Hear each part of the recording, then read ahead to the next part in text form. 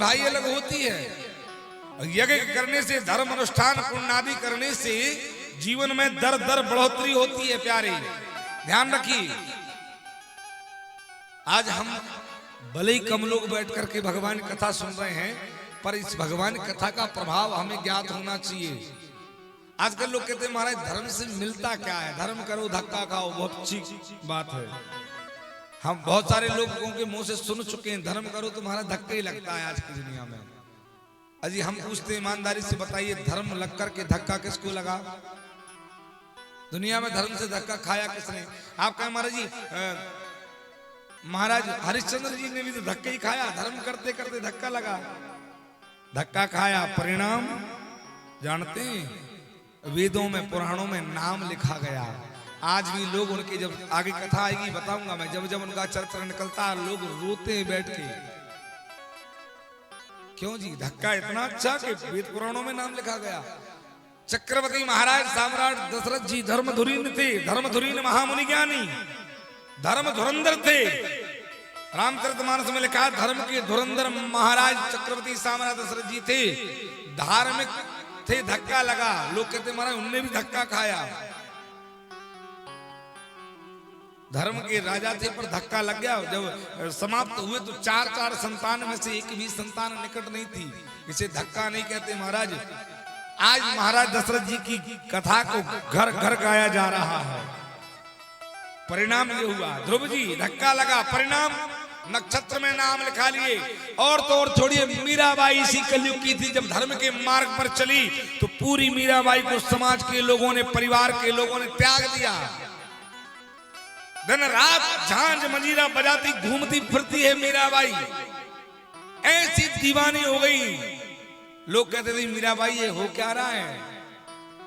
राणा जी के यहाँ विवाह हुआ मीराबाई का है? राणा जी ने जहर का प्याला रख दिया तो इसको पी ले, अगर तेरा रात दिन भगवान है तो बचा ही लेगा। मीराबाई ने जब प्याला पिया ना तो वो प्याला भी अमृत के रूप में बदल गया। माई बाप आपसे ये कथा छिपी नहीं है, ये परिणाम है धर्म का। धर्म से मिलता क्या है? लोगों ने पागल कहा, बावरी कहा। आज तक कोई मीराबाई के पार्थिव शरीर को ढूंढ नहीं पाया।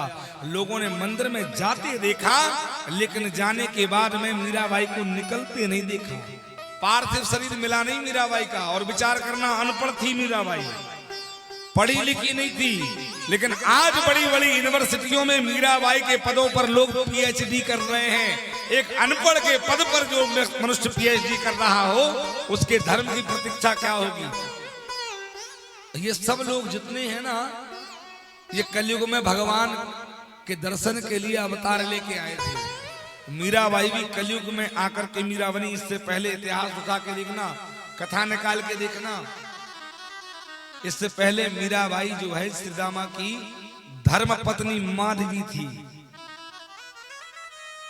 श्रीदामा कौन? भगवान कृष्णज्ञान जी के सखा श्रीदामा जी, उनकी धर्म पत्नी का नाम था माधवी, नाम की गोपी थी मीराबाई।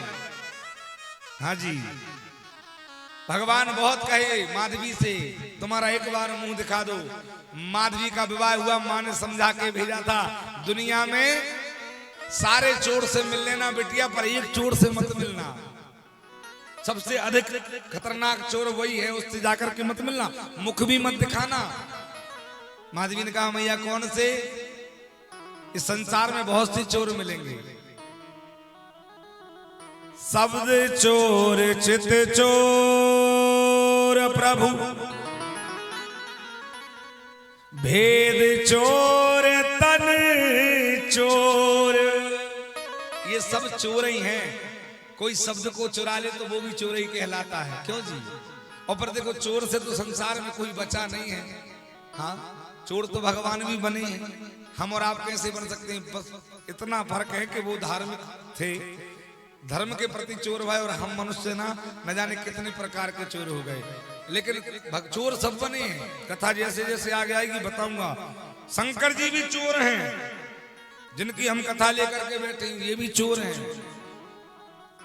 इनने भी मैया पार्वती के सामने अपनी एक चोरी स्वीकार करी है। कागभूषण में हमने भी एक चोरी करी। क्यों जी? अच्छा, राम जी भी चोर हैं, ऐसा नहीं कि राम जी चोर नहीं है, वो भी चोर हैं, वो भी मैं आपको आगे आने वाली कथा में बताऊंगा। और रहा सवाल कन्हैया जी का, तो वो तो आज की दुनिया, अब पुराने जमाने की अगर बात करें तो पट्टेदार चोर हैं, पट्टेदार। क्यों जी? अपन नहीं क्या भैया बाल में पट्टो ले रखो, तो वे पट्टेदार चोर थे, उनका तो नाम ही माखन चोर पड़ गया। लेकिन ये दो लोग भी चोर हैं। फर्क ये है भैया, कोई कोई आदमी ओपन हो जाते हैं, कोई कोई दबे रहते हैं। कन्हैया जी ओपन हो गए, बाकी के दो भगवान दबे रहे, लेकिन चोर जे भी थे, चोरी इन्होंने भी करी। भगवान ने जब